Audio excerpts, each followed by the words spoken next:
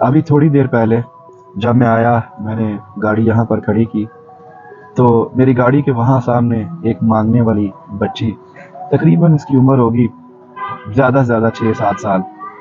तो जो ही मैंने गाड़ी खड़ी की तो वो मेरी तरफ चलना शुरू हो गई। इस दरवाजे के पास आकर खड़ी हुई। मैंने दरवाज़ा खोला तो मैंने पूछा आपको क्या चाहिए? कहती है मुझे पैसे दें। मैंने कहा नहीं, पैसे नहीं, अगर आप कुछ कहें तो मैं आपको कुछ खाना खिला देता हूँ। तो मुस्कुरा के कहने लगी मैंने शवारमा खाना है। मैंने कहा ठीक है।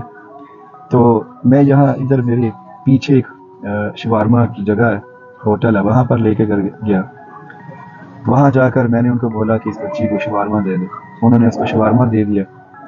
अब बच्ची उस सीन से चली गई।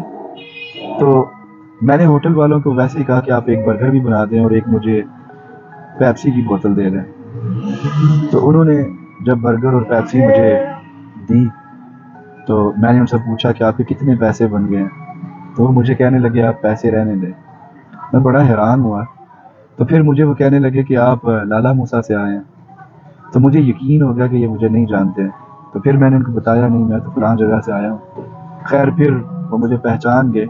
इतने में मैंने उनको पैसे अदा कर दिए थे।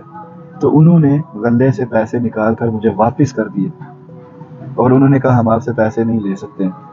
तो तब से मेरे ज़हन में सिर्फ एक सवाल आ रहा है, वो ये कि क्या मैंने उस बच्ची को खाना खिलाया है या उस बच्ची ने खाना मुझे खिलाया? अगर आपके पास सही जवाब हो तो मुझे ज़रूर बताइएगा। अल्लाह हाफ़िज़।